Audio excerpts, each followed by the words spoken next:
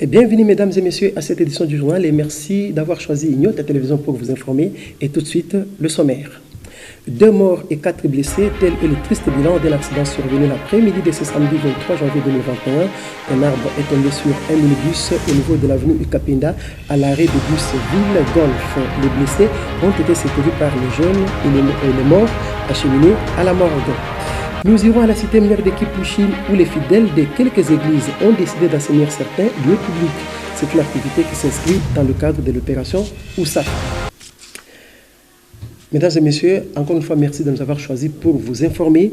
Nous débutons cette édition par la santé avec le tableau épidémiologique de la pandémie à Covid-19. 116 nouveaux cas confirmés de coronavirus ont été enregistrés pour la date du 22 janvier 2021, dont 77 à Kinshasa, 29 au Congo central, 7 dans le Haut-Katanga, 2 au Nord Kivu et un seul cas au Kasaï central.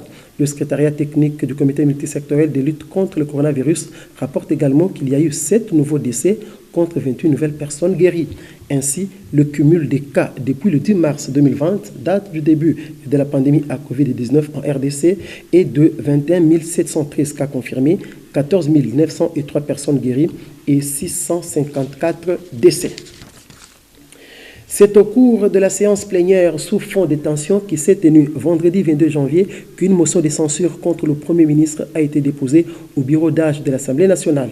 Et sur 500 députés nationaux, 301 ont apposé leur signature sur cette motion dont l'objectif est de faire partir le gouvernement Ilunkamba. Interrogé, Chéribin Okende, initiateur de cette motion, a fait savoir que le Premier ministre est totalement à côté des vraies réalités du peuple congolais.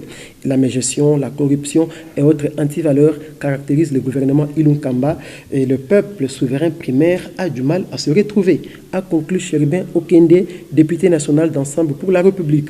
Et d'ailleurs, nous apprenons que le bureau d'âge a notifié le Premier ministre et l'a convoqué à se présenter à la Chambre basse du Parlement à la plénière du mardi 26 janvier 2021. Et c'est le sénateur Bat Lukwebo et président national de la FDC et qui assure la mission d'informateur en vue d'identifier la nouvelle majorité parlementaire. Ici à Lubumbashi, certains leaders de jeunes estiment que ceci permettra finalement de sortir les pays de la crise et qui l'a caractérisé 2 ans durant et qui a même bloqué le développement. Ils sont tous ici au micro de Gelor Chamba. Ces nouveaux changements, cette nouvelle dynamique va sortir notre pays de la crise, du sous-développement. Parce que, vous le savez, il y a un adage qui dit « il n'y a jamais eu de mauvaises troupes, il n'y a que de mauvais chefs ». Donc, vous allez constater que dans le chef de l'actuel président, il a vraiment voulu faire le peuple d'abord son cheval de bataille et il matérialise par les actes. Et cela nous donne l'espoir que cette fois-ci, notre pays va se développer. Le peuple congolais qui souffre, qui n'a pas d'emploi, qui n'a pas de route, qui n'a pas d'électricité et d'eau, pas de travail, surtout la jeunesse, va souffler un ouf de soulagement. Bon, dire une sortie des crises, là, je ne suis pas tout à fait de cet avis-là, parce que nous voyons avec toutes ces divergences qui tournent, qui s'installent autour de l'identification de la nouvelle majorité, je pense qu'on devra lui laisser encore un peu plus de temps pour que sa mission puisse bien atterrir. Mais pour le moment, je pense que ce n'est pas le moment de présenter au chef de l'État une liste où identifier une nouvelle majorité. Ce n'est pas encore le moment. La mission qui a été confiée à l'informateur Bati Lukebo, c'était juste un travail déjà entamé par le chef de l'État lui-même. Donc pour moi, c'est un succès total. Donc c'est l'avenir meilleur qui pointe déjà à l'horizon. Donc tout ce que nous avons comme travail aujourd'hui, c'est cultiver la paix, amener la jeunesse à accompagner les actions du chef de l'État et cela doit se passer dans la paix. Et je vais demander aussi la même chose au niveau de l'autorité provinciale. Je l'ai vu la semaine passée au Forum Moulin, essayant de mettre les associations culturelles ensemble pour cultiver la paix. Mais pour moi, ça ne suffit pas, parce qu'il y a des associations qui ne connaissent même pas leurs membres. Il faut aussi aller plus loin, mettre les leaders politiques ensemble, à tous les niveaux, que ce soit au niveau des vieux ou bien des jeunes, afin qu'on parle, parce que nous, au niveau de la jeunesse, nous gérons des masses. Donc il faut mettre tous les leaders de la jeunesse, quelles que soient leurs tendances politiques, ensemble, qu'on parle paix, qu'on parle l'évolution de la province, parce que le Katanga doit réellement, la paix doit réellement régner au Katanga. Et c'est en prévision de la 3e édition de la conférence débat de la Fondation Neema que l'entreprise de télécommunications Vodacom a tenu un point de presse au Pullman Caravia Hotel la soirée du vendredi 22 janvier 2021. Et au cours de cet échange, la présidente de la Fondation Neema, Kessia Olangi, a souligné les objectifs poursuivis par cette conférence débat qui se tiendra du 12 au 13 mars 2021 sous le concept « Une femme, une idée et un projet ». Reportage Diane Kassongo et Meshak Kaime. Après Kinshasa et le Sud Kivu, c'est au tour du Haut-Katanga de bénéficier de cette 3e édition de la conférence débat de la Fondation Neema que préside Kessia Olangi, femme entrepreneur et servante de Dieu. Pour le Haut-Katanga, une région minière, le thème choisi est « Femmes entrepreneurs dans le secteur minier et agricole ».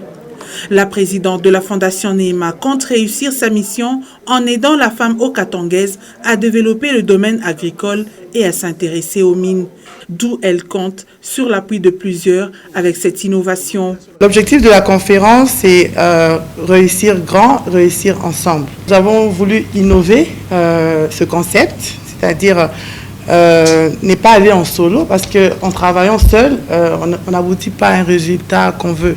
Et en travaillant ensemble, nous aurons des résultats positifs. Et pour accompagner la femme dans cette réussite, Vodacom Congo, une entreprise de télécommunications qui mise sur l'intelligence de la femme.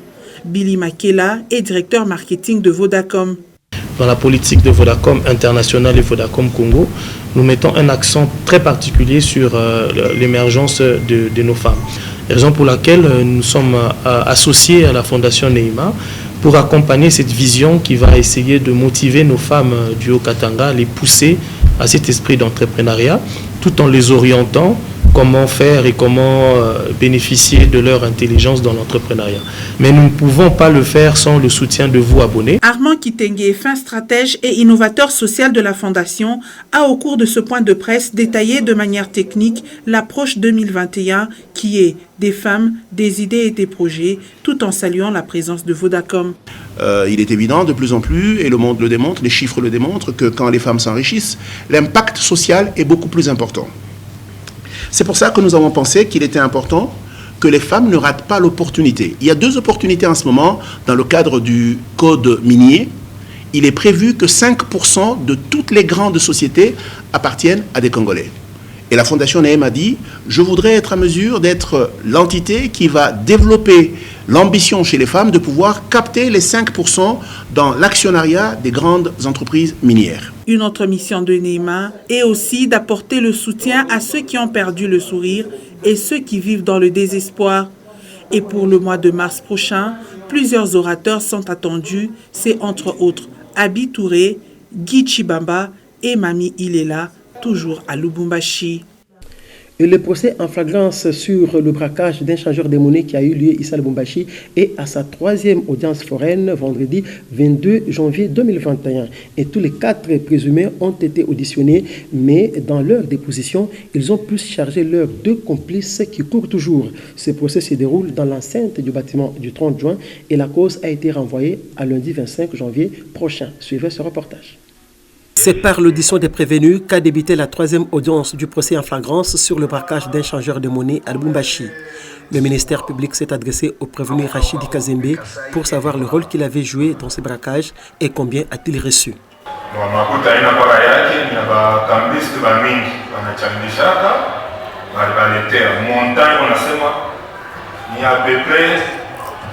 Parce que moi, je sais que je vais faire ma compte, et on a eu 250, 261 000 dollars et avec au moins 19 millions. Mais on a tombé à 5 000, pour le calculer 7 000, 7 000. Wakati yenyewe tulimaliza kufanya ile kazi, niye nenda kudeposa njo wakanipatia ile 7 000 yangu yenye nilisema na ile mafuta njo makuta walinipa. Il reconnaît avoir reçu des mains du commissaire principal Dona Atuena juste une arme. Mais il est tout de suite contredit par le renseignant Doudou qui parle de 4 armes AK découvertes dans le coffre de son véhicule. Nous sommes descendus ensemble avec lui et nous avons constaté, nous avons perquisitionné, nous avons constaté ensemble avec lui, avec son épouse, Madame Bahati. au moment qu'on a découvert ces écrits, tous les écrits ici sont venus de chez lui. Et le 4 armes dont il fait allusion se retrouvait au coffre de véhicule.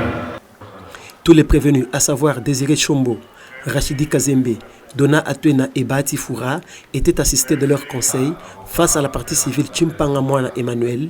Et dans leur déposition, les prévenus ont chargé Seydou et Doudou, leurs complices, qui courent toujours.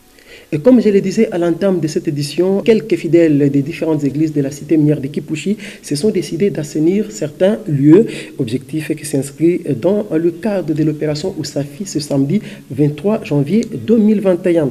Le seul but est celui de rendre salubres différentes places publiques de cette cité frontalière. Louis Lumami et Merveille Congolo pour le reportage. La grande place de la tribune était la cible principale de ces fidèles de différentes églises de Kipushi venus pour l'entretenir. Ceci revient aussi dans les attributions de l'enfant de Dieu, affirme Paul Moulumba, fidèle d'une église. Le principe spirituel qui dit que ce qui est mal attire le mal et ce qui est bien attire le bien. Là où il y a des saletés, c'est normal aussi que les esprits pervers, les esprits démoniaques habitent là-bas. Son esprit ne se voit pas. Alors, la seule façon pour les déloger de là, c'est nettoyer, rendre cet endroit plus propre. Et pour Micheline Ebondo, vivre dans un environnement malsain attire différentes maladies, ce qui explique sa participation à cette opération d'assainissement. Uchafu ni buloji ndio fashi pako buchafu baba wangu. Hautaweza kuikana, hautaishi salama. Tuko na sema mambo ya corona na ubu buchafu bwa hivi. Itaendelee. Tuko na pasha tuweke busafi. L'accompagnement des autorités locales est vivement souhaité par ces fidèles afin d'accomplir au mieux leur tâche, car le souci est celui d'étendre cette opération sur l'ensemble de cette cité frontalière de Kipushi. Une forte pluie de moins de 5 minutes seulement qui s'est abattue ici à Lubumbashi a arraché le souffle de vie à 2 passagers qui étaient à bord d'un bus de transport centre-ville Golf. Des sources sur place, le conducteur voulait transporter des passagers de l'autre côté de l'artère, juste en dessous de cet arbre, sans tenir compte du code de la route. Et c'est grâce à l'intervention de la population et surtout des jeunes qui ont porté secours que les 4 autres passagers sur les 6 qui étaient à bord ont été sauvés. La police, quant à elle, est intervenue après plusieurs minutes pour sécuriser les véhicules accidentés car les mêmes jeunes voulaient le dépiécer. Et quant aux victimes, elles ont été acheminées à la morgue. Et restons sur cet événement tragique, restons sur cette mauvaise nouvelle pour dire que notre reporter Gelok Chamba était sur les lieux et il nous vous propose des détails dans cet élément. Suivez. Ce qu'on va retenir est que c'est un bilan triste ici au croisement des avenues Kapenda et Mobutu, un lieu bien connu, l'hôtel Reka. Alors selon les informations qu'on a reçues sur place, c'est que en pleine pluie, les véhicules voulaient bien se garer pour pouvoir patienter à ce que la pluie termine. Malheureusement, avec un petit vent seulement, l'arbre a cédé et tombant au-dessus d'un bus avec le passager à l'intérieur. 2 personnes ont succombé sur place et acheminées tout de suite à la morgue. Des Louchois plaident, interpellent l'autorité urbaine de pouvoir déboiser, de pouvoir faire partir les vieux arbres qui serpentent toute la ville de Lubumbashi afin de reboiser, mettre des plantures pour que la quiétude et la tranquillité puissent encore régner sur l'ensemble de la ville de Lubumbashi. C'est depuis les croisements des avenues Mobutu et Kapenda, Gelok Chamba pour le compte de Nyota Radio et Télévision. Et nous ouvrons la page des sports dans cette édition du journal, fin ce samedi 23 janvier de la première manche du championnat féminin de Lubumbashi. Le tout-puissant Glaber Mazembe est l'actuel leader avec le maximum de points. Les filles de Jeff Kapondo ont dominé DSMP Bikira par 3-0 cet avant-midi au stade Frédéric Kibasamaliba. Reportage de Meshak Kayembe et Pascal Mangala. Il a fait 2000 km pour venir voir ses filles se produire contre le tenant du titre de Lubumbashi. Et Jeff Kapondo s'est bien régalé. C'est vraiment un motif de joie et de fierté, non seulement pour moi, mais aussi et beaucoup plus pour l'équipe de Tout-Puissant Mazembe. Je voudrais parler de l'équipe féminine et pourquoi pas pour le président de la coordination, je voudrais citer le président Moïse Katumbi Chapwe, qui nous a fait confiance pour le recrutement, qui continue de nous faire confiance par rapport à la petite organisation que nous avons implantée. Succès 3-0 devant le dernier club Motema Pembe Bikira. Mujinga a ouvert le score avant le premier quart d'heure sur le service de Kipoyi Monique.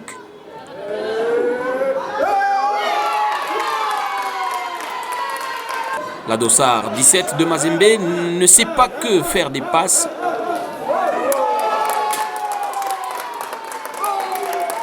C'est encore elle qui va signer deux autres magnifiques buts pour les Corbeaux, 60e et 80e minutes. Pour Kipoyi Monique, la première présence de son président Jeff Kapondo au stade de la Kenya devait être honorée. Victoire tous les ans, c'est un président de la première fois dans le terrain de tout PC puis dans l'air wana, il faut tout salaire fort tout gagner pour les aller bien de tous qui débuter déjà papa déjà est papa est papa n'a c'est salaire bien. 9 points sur 9, 16 buts marqués contre seulement 3 encaissés. Les Corbeaux féminins ont réussi à s'attirer sympathie et respect de beaucoup des sportifs de Lubumbashi. 4 mois seulement à peine que cette équipe de Mazembe Dame existe, toute la ville parle en bien d'elle. Toujours en sport, retenez que c'est depuis le 19 janvier dernier que la Fédération des karaté-do de la RDC a un nouveau comité. Les élections se sont passées en 2 phases pour constituer un comité et la mission est de définir le mandat du sénateur Flungu Musendu, radié en décembre 2020. Maître Freddy Chingej, vice-président élu, a tenu un point de presse le vendredi dernier. Étaient présents à ce point de presse Victor Mwambaye et Pascal Mangala. Lui-même avec plus de 80% des suffrages exprimés, Maître Freddy Chingej est présenté comme l'une des figures qui incarnent l'avenir du karaté en RDC. L'ancien président de l'entente Kilimani de Kinshasa s'est surtout imposé de rester positif dans sa tête et sur ses objectifs. Je ne peux pas à ce stade ici tourner et commencer à regarder derrière qui est avec moi, qui n'est pas avec moi. Non, je n'ai pas de temps. J'ai traversé la ligne rouge, je suis de l'autre côté. Je dois voir maintenant les problèmes qui se présentent devant moi. Nous sommes dans les arts martiaux. Il y a des principes. Moi, je veux qu'on me parle plus de que faut-il faire pour que le karaté retourne sur les rails. Face à la presse, ce vendredi 22 janvier 2021, le sensei Freddy Chingej a minimisé l'absence des dirigeants de la Ligue du Haut-Katanga à ses côtés. Je suis à Lubumbashi en provenance de Kolwezi. D'abord, mon déplacement a été en rapport avec un domaine purement privé. Parce que vous savez que je suis avocat et puis je suis dans plusieurs structures. Et quand je me déplace parfois, c'est par rapport à ce que je fais en privé qui n'a rien à voir avec le karaté.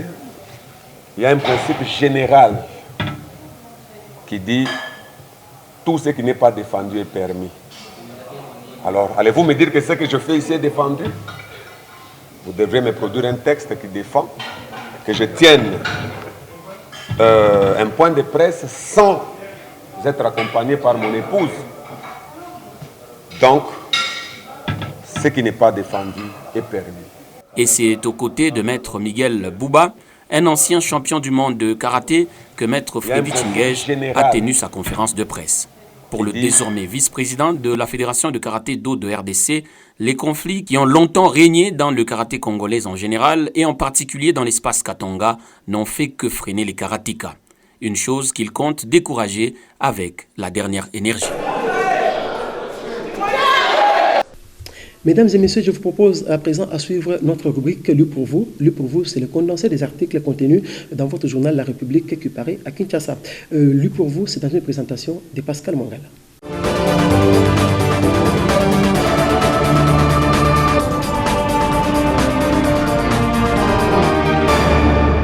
La passion Lumumba, chronique d'une mise à mort annoncée, c'est la plume des autres.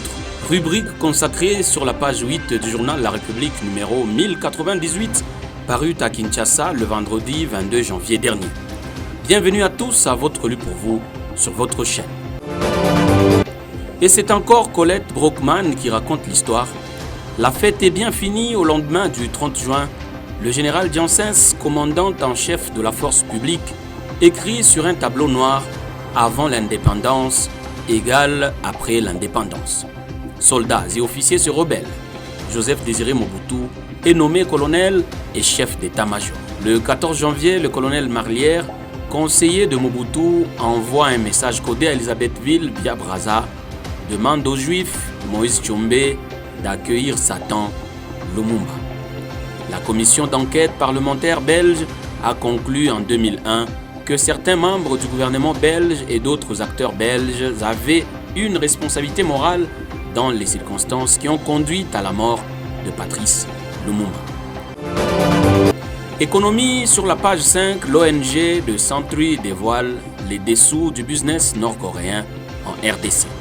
En août dernier, De Century avait déjà révélé que 2 hommes d'affaires nord-coréens avaient réussi à créer en 2018 en RDC une société Congo Akonde et même à ouvrir des comptes en dollars chez Afriland First Bank CD, la filiale de la banque camerounaise.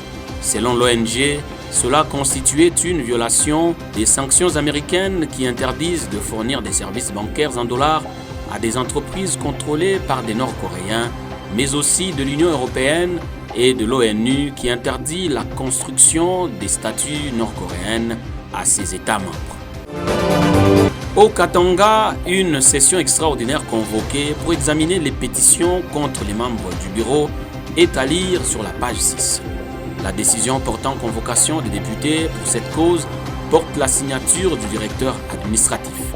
En effet, 2 pétitions ont été enregistrées. La première, adressée à 4 membres du bureau sous l'initiative des députés acquis à l'Union sacrée. La deuxième pétition, signée essentiellement par les députés du FCC, vise la déchéance du président de cet organe délibérant. Environnement, pour finir, sur la page 10, au sujet du réchauffement climatique, les tourbières du Congo, un patrimoine mondial à protéger. Pendant ce temps, du 11 au 12 novembre 2021, dirigeants du monde et organisations de la société civile devraient se retrouver à Glasgow au sommet sur l'état de la planète dans le cadre de la conférence des parties. Forte de la diversité et la richesse de son arsenal écologique, la RDC devrait bien faire entendre sa voix au sein de ce forum où se traite une fois encore l'avenir de la planète dans ce contexte du changement climatique. Entre autres acquis, la RDC devrait faire prévaloir ces tourbières qui, dans le cadre du bassin du Congo, piègent des milliards de tonnes de carbone. Fin de celui pour vous sur votre chaîne et dont l'intégralité du journal est à retrouver sur www.nyota.net. Merci à tous de l'avoir suivi et surtout, tâchez de quitter ce monde en l'ayant rendu un peu meilleur que vous ne l'aviez trouvé.